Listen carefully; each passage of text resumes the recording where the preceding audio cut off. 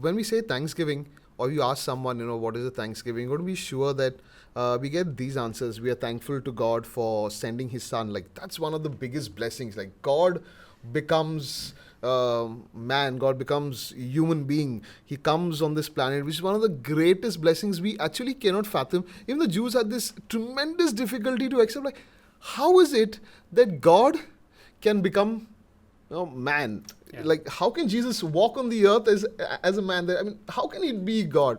But that's truly one of the greatest blessings. And it is incarnation, his life that he lived, he thought he lived, his death, his resurrection. And we thank the Lord for all these things, because it is through this life of Jesus that we are incorporated into the church.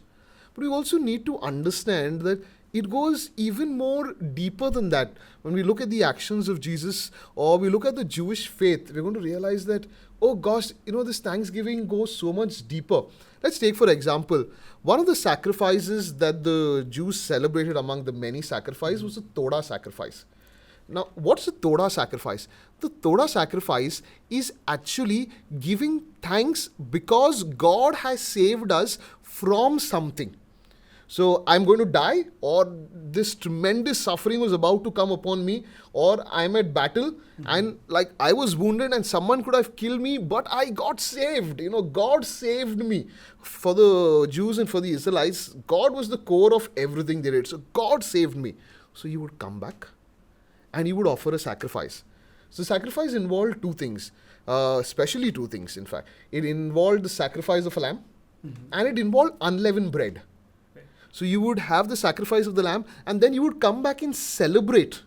You would celebrate with your family with using unleavened bread, the saving act of God.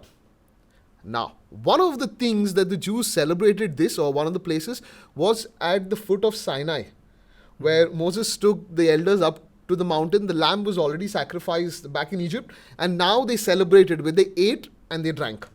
You take this forward to the act of Jesus. Jesus at the Last Supper, he gives thanks. He broke the bread and he gave thanks. What thanks did he give? Why do you give thanks? Jesus gave thanks in anticipation. He gave thanks that God will save him. He's going to die, but God will raise him up. Yeah. So he is giving thanks in anticipation. He's saying, God, I believe that you're going to save me. He will become the sacrifice. But there he will eat and he will drink. He will celebrate what God is going to do for him, has not yet done. And that's something that actually we can learn from the act of Jesus. He gives thanks even before God has acted. He stands at the tomb of Lazarus, and I love this prayer. He says, Father, I thank you that you hear me. But the Father has not yet heard him. Yeah, He's not made the request. He says, Father, I thank you that you have heard me.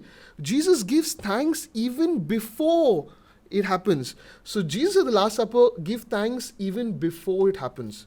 And we learn that from Jesus. Say, I want something in my life. I can be praying, say, for a healing. God desires to give me healing. I've not seen the healing yet. But when I go to pray, I say, Lord, I thank you that you have healed me. The healing is on the way. It's coming. Or my body is now beginning to heal. But I'm saying, Lord, I thank you that you've healed me. I am thanking the Lord for the blessings that he has already promised. And now, we don't just say thank you in our personal prayer. But if we can, we take this thanks and we bring it to the Eucharist. We bring it to the Eucharist simply because the Eucharist is Jesus' act of thanksgiving. It is the greatest act of thanksgiving. And so we take our thanksgiving and we bring it to the thanksgiving of Jesus and we offer it to the Lord. So Eucharist as a thanksgiving is, yes, one, it is thanking the Lord for all the wonderful things he's done, beginning from his love for us, the life of Jesus, his passion, death, resurrection, for all the things he's done for us. But is also thanking the Lord for the life that he is going to give us, the blessings that he is going to give us, well in anticipation. It's like the Jews didn't know, people didn't know what God's going to do. But you thank the Lord, you praise the Lord. Like, what are you going to do? I don't know. Like Abraham is sent. God, what are you going to do for me? No, you go. So we're thanking the Lord in anticipation, thanking the Lord in faith. So the Eucharist becomes that hope. It becomes the hope based on faith, where we, thank the Lord and give him glory and everything for the things he's done for us. Yeah, in line with what Rolwyn is trying to say, I also am reminded of one of the brothers who are studying currently in the seminary. So during the charismatic prayer, he shared with all of us that whatever happens in his life, he just thanks God. So whether he's in suffering, whether he's in joy or pain, so in each and every circumstance, he thanks God. So that's what has been the secret for his happiness also. Because sometimes what we are so much worried about the things that are happening to us, we are so anxious about the things that are going to happen to us in the future. So it's always good to keep in mind, as you said, very much linked to the Thanksgiving. So even Jesus himself thanked God the Father before he could perform any miracle, because Jesus was so sure that God is going to help him. God is going to give him the grace to perform the miracle. So this really now I could connect the dots right now, where we always need to thank God regardless of whatever happens in our life.